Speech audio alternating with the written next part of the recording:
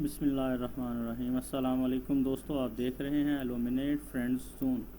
دوستو، آج سے ہم اپنے چینل پر ایک نیا سلسلہ شروع کر رہے ہیں جس میں اہم تاریخی واقعات کو بیان کیا جائے گا اور ان پر تبصرہ کیا جائے گا۔ اس حوالے سے سب سے پہلا موضوع جس کا انتخاب کیا گیا ہے انتہائی اہم ہے۔ جیسا کہ آپ نے اکثر پڑھا اور سنا ہوگا کہ مغربی مورخ الزام لگاتے ہیں کہ اسلام تلوار کے ذریعے پھیلا۔ تو دوستو، آج کی اس ویڈیو میں ہم مغرب کے اس الزام کا عقلی جواب دیں گے، مگر اس سے پہلے آپ سے درخواست ہے کہ آپ ہمارے چینل کو سبسکرائب کریں اور ساتھ موجود گھنٹی کے نشان کو پریس کریں تاکہ ہماری ویڈیوز آپ کے پاس پہنچتی رہیں۔ دوستو، مغرب کے مورخ کو یہ الزام لگانے کی جرأت دراصل ہماری ہی تاریخی کتب سے ہوئی ہے۔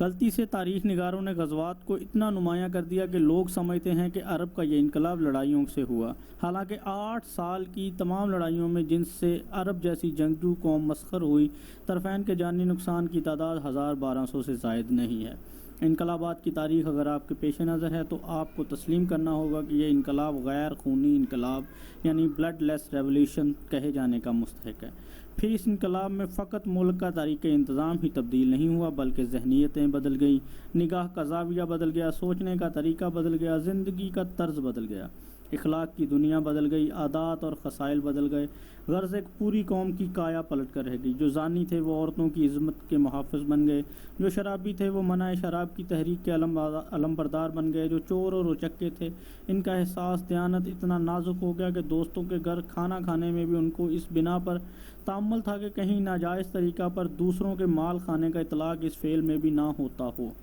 حتیٰ کہ قرآن میں خود اللہ تعالیٰ کو انہیں اطمینان دلانا پڑا کہ اس طرح کے کھانے میں کوئی مذائقہ نہیں۔ جو ڈاکو اور لٹیرے تھے وہ اتنے متزین بن گئے کہ ان کے ایک معمولی سپاہی کو پایا تخت ایران کی فتح کے موقع پر کروڑوں کی قیمت کا شاہی تاج ہاتھ لگا اور وہ رات کی تاریکی میں اپنے پیوند لگے کمبل میں اسے چھپا کر سپہ سالار کے حوالے کرنے کے لیے پہنچا تاکہ اس غیر معمولی واقعہ سے اس کی دیانت کی شہرت نہ ہو جائے اور اس کے خلوص پر ریاکاری کا میل نہ آ جائے۔ وہ جن کی نگاہ میں انسانی جان کی کوئی قیمت نہ تھی، جو اپنی بیٹیوں کو اپنے ہاتھ سے زندہ دفن کرتے تھے، ان کے اندر جان کا اتنا احترام پیدا ہو گیا کہ کسی مورخ کو بھی بے رحمی سے قتل ہوتے نہ دیکھ سکتے تھے۔ وہ جن کو راست بازی اور انصاف کی ہوا تک نہ لگی تھی، ان کے عدل اور راستی کا یہ حال ہو گیا کہ خیبر کی صلح کے بعد جب ان کا تحصیلدار یہودیوں سے سرکاری معاملہ وصول کرنے گیا تو یہودیوں نے اس کو ایک بیش قرار رقم اس غرض کے لیے پیش کی کہ وہ سرکاری مطالبہ سے کچھ کمی کر دے، مگر اس نے رشوت لینے سے انکار کر دیا اور حکومت اور یہودیوں کے درمیان پیداوار کا آدھا حصہ اس طرح تقسیم کیا کہ 2 برابر کے ڈھیر آمنے سامنے لگا دی اور یہودیوں کو اختیار دیا کہ دونوں میں سے جس ڈھیر کو چاہیں اٹھا لیں۔ اس نرالی قسم کے تحصیلدار کا یہ عمل دیکھ کر یہودی انگشت بزا رہ گئے اور بے اختیار ان کی زبانوں سے نکلا کہ اس عدل پر زمین و آسمان قائم ہے۔ ان کے اندر وہ گورنر پیدا ہوئے جو گورنر ہاؤسوں میں نہیں بلکہ رعایا کے درمیان انہی جیسے گھروں میں رہتے تھے، بازاروں میں پیدل پھرتے تھے،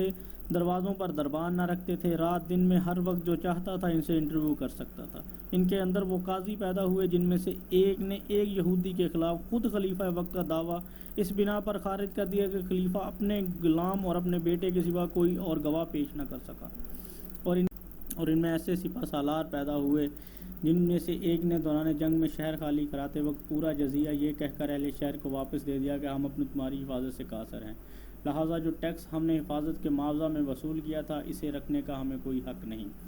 ان میں وہ سفیر پیدا ہوئے جن میں سے ایک نے سپہ سالار ایران کے بڑے دربار میں اسلام کے اصول مساوات انسانی کا ایسا مظاہرہ کیا کہ ایران کے طبقاتی امتزاج پر ایسی برمل تنقید کی کہ خدا جانے کتنے ایرانی سپاہیوں کے دل میں اس مذہب انسانیت کی عزت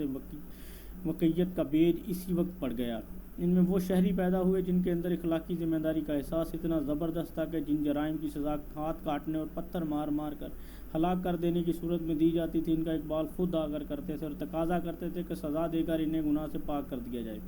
تاکہ وہ چور یا زانی کی حیثیت سے خدا کی عدالت میں پیش نہ ہوں۔ ان میں وہ سپاہی پیدا ہوئے جو تنخواہ لے کر نہیں لڑتے تھے بلکہ اس مسلک کی خاطر جس پر وہ ایمان لائے تھے اپنے خرچ پر میدان جنگ میں جاتے اور پھر جو مال غنیمت ہاتھ لگتا وہ سارا کا سارا لا کر سپہ سالار کے سامنے رکھ دیتے۔ کیا اجتماعی اخلاق اور اجتماعی ذہنیت کا اتنا زبردست تغیر محض لڑائیوں کے زور سے ہو سکتا تھا؟ تاریخ آپ کے سامنے موجود ہے۔ کہیں آپ کو کوئی ایسی مثال ملتی ہے کہ تلوار نے انسان کو اس طرح مکمل طور پر بدل ڈالا ہو؟ السلام۔